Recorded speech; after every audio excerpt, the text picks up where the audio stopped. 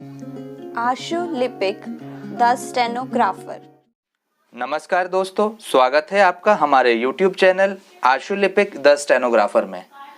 आज से हम सीखने जा रहे हैं ऋषि प्रणाली आधारित हिंदी संकेत लिपि। आज इसका यह प्रथम दिन है, तो चलिए शुरू करते हैं। तो जैसा कि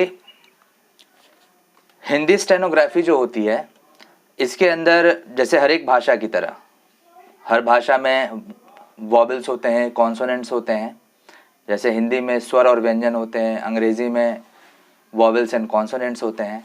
ठीक उसी प्रकार से शॉर्ट हैंड की जो अपनी भाषा है, इसमें भी स्वर और व्यंजन होते हैं, जिनके मेल से ही पूरा शॉर्ट हैंड सिस्टम काम करता है। तो सबसे पहले हम कॉन्सोनेंट को सीखेंगे, यानी कि व्यंजनों को। उसके बाद स्वर को व्यंजनों को मिला देने से शब्द का निर्माण होगा। फिर आगे हम शब्दों को कैसे बनाया जाता है वो सीखेंगे। ठीक है, तो ये वर्णमाला की सूची है। अगर आप इस पेज को गौर से देखें, जैसे हिंदी भाषा में क, ख, ग, घ, च, छ, ज, झ, ट, ठ, ड, ढ, इस प्रकार से व्यंजन होते हैं। तो ऐसे ही हिंदी शॉर्ट हैंड के अंदर भी इन व्यंजनों को कैसे प्रेजेंट किया जाए, कैसे इनको लिखा जाए, वो रेखाएं यहाँ पर चिन्हित की गई हैं। ठीक है, तो जो सबसे पहला वर्णमाले का जो सबसे पहला वर्ग होता है, जिसको कवर्ग बोला जाता है, क, ख, ग, घ, ये कवर्ग है। च, छ, ज, झ, ये चवर्ग है। ऐसे ही ये टवर्ग है, ये तवर्ग है और ये पवर्ग है। ध्वनि जो होती है वो हल्की ध्वनि भी होती है और भारी ध्वनि भी होती है। जहां ध्वनि हल्की होगी वहां हम उसे हल्की रेखा से दर्शाएंगे, और जहां ध्वनि भारी होगी वहां हम उसे भारी रेखा से दर्शाएंगे। तो जैसे यहाँ पे क लिखा है, तो क जो है वह हल्की ध्वनि का व्यंजन है। तो हम उसको हल्की लेटी हुई रेखा से लेफ्ट से राइट की तरफ ले जाते हुए लिख के दिखाएंगे।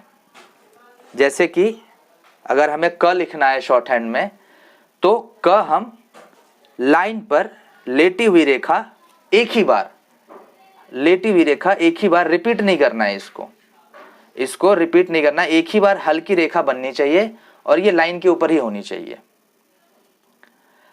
अब क चूंकि हल्की ध्वनि है, तो इसीलिए हमने इसको हल्के लाइन से, लेटी हुई लाइन से दाहिने से बाएं से दाहिनी ओर हमने किया। ऐसे ही ख, अगर हम ख को देखें तो ख में हल्की ध्वनि के साथ उसमें थोड़ा भारीपन है, यानी थोड़ा भारी है वो, यानी हैवी साउंड है वो। तो इसको हम हल्के लिख करके इसको कट मार देंगे। जैसे कि यहाँ पे आप देख सकते हैं, यहाँ पे जैसे कि लेटी हुई लाइन है जो बाएं से दाहिनी तरफ ले जाते हुए ये एरो मार्क से दर्शाया जा रहा है, और इसको बीच से काट देंगे, जिससे कि ये जो है हैवी साउंड में कन्वर्ट हो जाएगा, यानी कि भारी ध्वनि में। ये हल्की ध्वनि लाइट साउंड, ये भारी ध्वनि, तो ये हैवी साउंड। उसके बाद ग जो है, ग पूर्ण रूप से भारी साउंड है, इसीलिए इसको हम हल्की रेखा से नहीं दिखा सकते, इसलिए हमें इसे गाढ़ी रेखा से दिखानी होगी। तो हम जब ग लिखेंगे तो ग ध्यान रखेंगे कि जब हम पेन या पेंसिल का जब इस्तेमाल कर रहे हैं, तो वो इतना प्रेशर अप्लाई करना है, उस पर इतना दबाव डालना है कि वह गाढ़ा बन जाए। तो ये ग पढ़ा जाएगा हिंदी आशुलिपि के अंदर। आगे घ है। घ के लिए भी अगर आप देखें तो घ भी हैवी साउंड है। तो डिफरेंशिएट करने के लिए, भिन्नता दर्शाने के लिए हमने क्या किया, हैवी साउंड के लिए जो हमने बनाया है, ये इसको हम कट मार देंगे, तो ये घ बन जाएगा।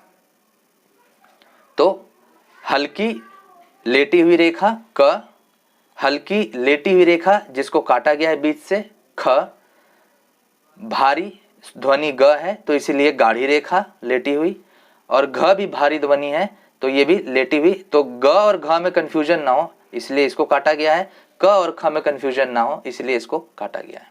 ठीक है। तो ये ध्यान देना है कि ये बनेगा किधर से, लेफ्ट से राइट की तरफ। अब ये देखिए चवर्ग है। चवर्ग में क्या है कि जो रेखाएं हैं वो तिरछी रेखाएं हैं। यहां लेटी हुई रेखाएं थी, यहां तिरछी रेखाएं हैं। तिरछी रेखाओं में अगर हम देखें तो ये बनेगी कैसे, ये ऊपर से नीचे बनेंगी या नीचे से ऊपर बनेंगी। तो जैसा कि आप देख सकते हैं तीर का निशान स्पष्ट शब्दों में ये दर्शा रहा है कि ये ऊपर से नीचे की तरफ बनेंगी, तिरछी बनेंगी और लगभग ये 45 डिग्री का एंगल बनाएंगी। ठीक है, तो चवर्ग बनाते हैं हम। चवर्ग के लिए ध्यान देना है कि तिरछी रेखा, जैसा कि मैंने कहा तिरछी रेखा और लाइन पर टच होनी चाहिए वो रेखा, और हल्की होनी चाहिए। तिरछी 45 डिग्री का एंगल बनाए और लाइन पर टच होनी चाहिए। ठीक है, चूंकि ये हल्की ध्वनि है च, इसीलिए हमने जो तिरछी रेखा है ये हल्की बनाई है। छ जो है वो च के मुकाबले जो है हैवी साउंड है, लेकिन इसको डिफरेंशिएट करने के लिए, जैसे हमने क को ख से डिफरेंशिएट करने के लिए बीच में कट लगाया था, ऐसे हम छ में लगाएंगे। फिर अगली जो गाढ़ी ध्वनि है, जो हैवी साउंड है, वो है ज। तो ज जो है ठीक इसी प्रकार से तिरछी रेखा लाइन, ठीक है, और वो जो है डार्क होगी। क्या होगी? डार्क होगी, गाढ़ी होगी। इसके बाद आते हैं झ। क्या आता है? झ। झ में भी हम गाढ़ा बनाएंगे, तिरछा होगा और बीच से कट लगाएंगे। आप एग्जाम्पल के तौर पे यहां भी देख सकते हैं क, ख, ग, घ, च, छ, ज, झ। ठीक है, अब आते हैं टवर्ग पे। अभी हमने क्या क्या कर लिया? कवर्ग, चवर्ग, अब हम कर रहे हैं टवर्ग। तो टवर्ग को करते वक्त ध्यान रखना है कि ये 90 डिग्री का एंगल बनाएगा। बिल्कुल सीधी खड़ी रेखा होनी चाहिए, इसमें कोई भी एंगल नहीं बनना चाहिए जो न्यूनतम या अधिकतम कोण को बनाए। सम कोण बनना चाहिए, 90 डिग्री का एंगल बनना चाहिए, और ऊपर से नीचे लेके आएंगे इस रेखा को। ठीक है, तो अगर हम टवर्ग को देखें तो टवर्ग कैसे बनाते हैं, ये देखिए। खड़ी रेखा बिल्कुल हल्के हल्के हाथ से बनाना है, गाढ़ी नहीं होनी चाहिए, हल्के हाथ से होना चाहिए। फिर ठ पे आते हैं। ठ जो है उसको अगर हम देखें तो ठ भी हमारा ठीक उसी प्रकार से बनेगा जैसे हमने अभी कवर्ग और चवर्ग में जो सिद्धांत लागू किया था, जो प्रिंसिपल्स अप्लाई किए थे, सेम प्रिंसिपल से हम ठ बनाएंगे। तो टी जो है, जो ट है, उसी को हम काट देंगे तो वो ठ बन जाएगा। ठीक है, उसके बाद आता है हमारे सामने ट, ठ, ड। अगर हम ड को देखें तो ड जो है वह हैवी साउंड है और बनाने की पद्धति वही रहेगी। हम क्या करेंगे कि इसको खड़ी बिल्कुल 90 डिग्री की रेखा, गाढ़ी, एक ही बार में गाढ़ी बननी चाहिए। उसको घसीट घसीट के गाढ़ा नहीं करना, ऐसे घसीट घसीट के गाढ़ा नहीं करना, एक ही बार में गाढ़ा होना चाहिए। उसके बाद ढ। जब ढ बनेगा तो ढ भी गाढ़ा साउंड है, हैवी साउंड है, तो ये गाढ़ी रेखा 90 डिग्री के एंगल बनाते हुए बीच से कट मारेंगे ताकि हम ड और ढ में डिफरेंशिएट कर पाएं, दोनों में भिन्नता ला पाएं। तो देखिए यहां पर भी ट, ठ, ड, ढ बनाते वक्त ये ध्यान रखना है कि रेखा पर ही लाइन होनी चाहिए, न रेखा से ऊपर न रेखा के नीचे, बिल्कुल रेखा पर ही होनी चाहिए। आगे तवर्ग है हमारे सामने। तवर्ग में ध्यान देना है कि तवर्ग जो है उसमें त, थ, द, ध 2 तरीकों से बनता है, दाहिनी तरफ से भी और बाएं तरफ से भी। देखेंगे हम कैसे। तो जैसे कि अभी हमने ऊपर से नीचे बनाई आउटलाइन सारी, च की हो, छ की हो, ज की, झ की, या ट, ठ, ड, ढ, ये ऊपर से नीचे बनी है। ठीक उसी प्रकार से तवर्ग में भी ऊपर से नीचे की तरफ बनेगी। लेकिन ध्यान ये देना है कि अब तक जो हमने कवर्ग, चवर्ग और टवर्ग बनाया है ये सब सीधी लाइनें थी।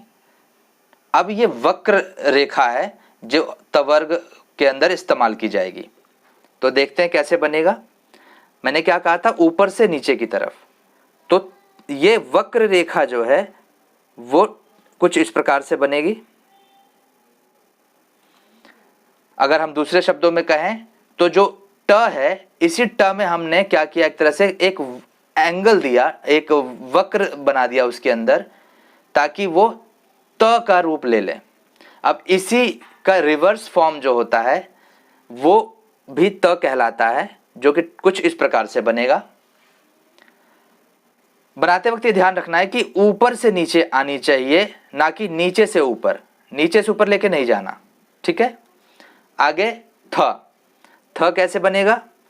थ बनाते वक्त भी वही ध्यान रखना है सिद्धांत जो अब तक हमने कवर्ग, चवर्ग और टवर्ग में ध्यान रखा था कि इसको काटना है, बीच से इसको काट देना है, ठीक है। क्यों? क्योंकि त और थ जो है दोनों हल्की ध्वनि है और दोनों में डिफरेंशिएट करने के लिए हमें क्या करना होगा, उसे बीच से काट देना होगा। अब इसका रिवर्स फॉर्म जो होता है, यानी जो इसका विपरीत त और थ का जो हमने विपरीत व्यंजन देखा वो कैसे बनेगा, वो ठीक कुछ इस प्रकार से बनेगा। जैसे यहाँ त रिवर्स फॉर्म है, ये थ इसका ये रिवर्स फॉर्म है। अब आते हम भारी ध्वनि पे द, और जैसा कि मैंने पहले बता रखा है भारी ध्वनि जहां होगा वहां पर उसको गाढ़ा बनाना है। तो हमने इसको गाढ़ा बनाया, और बनाते वक्त वही बार बार ध्यान रखना है कि रिपीट नहीं करना है ऐसे, ठीक है। एक ही बार में वो गाढ़ा बनना चाहिए। तो ये इसका मूल रूप है, और इसका विपरीत रूप में यानी कि रिवर्स फॉर्म जो होता है वो द कुछ इस प्रकार से बनेगा। अब ध पे ध्यान देना है वही कि ध जो है ठीक द जैसा ही बनेगा, लेकिन बीच से उसको काट दिया जाएगा। गाढ़ा होगा जैसे द गाढ़ा था, और बीच से इसको काट करके इसको हम द से अलग करेंगे ताकि ये ध बने, लेकिन गाढ़ी रहेगी क्योंकि गाढ़ी ध्वनि है, हैवी साउंड है। अब आते हैं हमारे अगले वर्णमाला की वर्ग की तरफ। अगला जो वर्ग है वो है पवर्ग।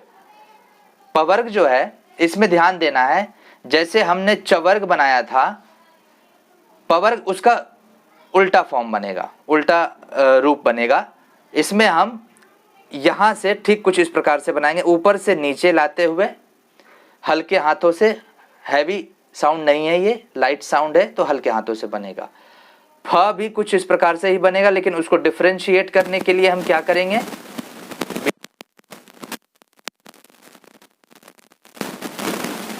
कि हैवी साउंड है तो उसके लिए हम जो पी है, जो प है, उसी को हम गाढ़ा कर देंगे और वो ब बन जाएगा, ठीक है।